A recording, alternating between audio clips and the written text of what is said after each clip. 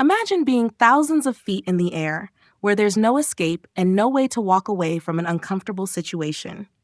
A place where words can cut deeper than anything else, and a moment of truth can change everything. What happens when a world famous athlete, sitting quietly in first class, becomes the target of prejudice from someone who doesn't even know who he is? What happens when he chooses not to ignore it, but to respond in a way no one expects? This isn't just a story about a flight. It's a lesson that will be remembered long after the plane lands, a lesson in dignity, respect, and the power of perspective. Stay with us until the end. You won't see the twist coming.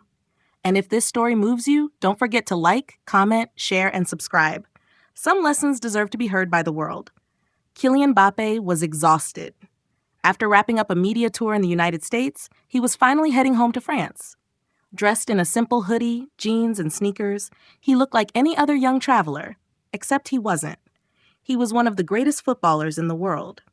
Some passengers recognized him immediately, whispering and sneaking photos, while others had no clue who he was. Settling into his first-class seat, he prepared to relax for the long flight. Across the aisle sat a middle-aged woman with sharp features, an expensive pearl necklace, and an air of superiority. From the moment she noticed him, she shot disapproving glances his way. "Ugh, these people," she muttered just loud enough for Kylian to hear. At first, he ignored her. He was used to ignorant comments, used to letting his game do the talking. But the woman didn't stop. "This is first class. How did he even afford a seat here?" she scoffed, directing her words to the man beside her, who looked uncomfortable. Kylian closed his eyes, pretending not to hear. He had been in the spotlight for years, and he knew not every battle was worth fighting. But then she took it further. "They should know their place," she continued, her voice dripping with disgust. "Probably some rapper or one of those football guys who run around chasing a ball. No real class." Kylian's patience cracked. He turned his head and calmly looked at her. The plane was eerily silent.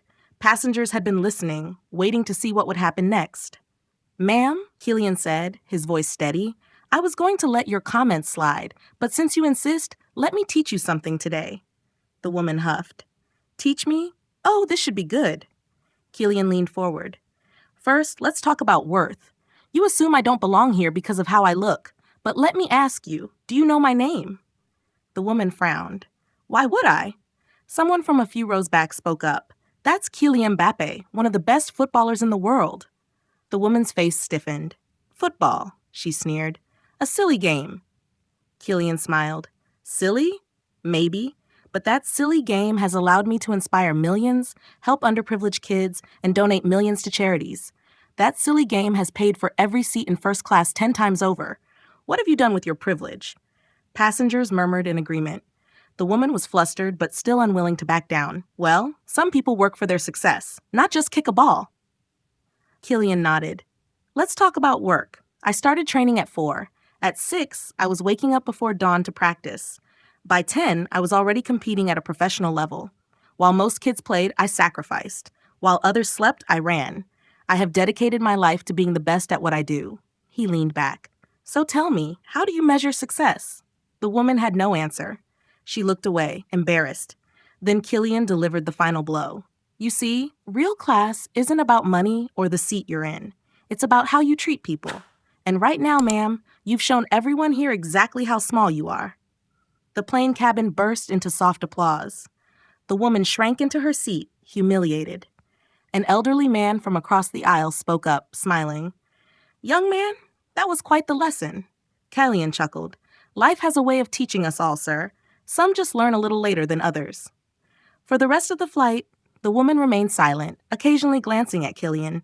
But this time, there was no hatred in her eyes, only reflection. And perhaps, just perhaps, a lesson learned at 30,000 feet. Kylian smiled and patted the boy's shoulder. "Never let someone else define your worth." As he walked toward baggage claim, he noticed the woman standing alone, looking hesitant. For the first time, her expression wasn't one of arrogance, but of vulnerability. "Mr. Mbappé," she said, her voice softer, "I wanted to say, I learned something today." Kylian studied her for a moment, then extended his hand. "That's all that matters." She shook his hand, and for the first time, there was no tension. only understanding. Walking away, Kylian smiled. It wasn't about proving a point. It was about planting a seed. And sometimes, that's all it takes to change the world. If this story inspired you, let us know in the comments.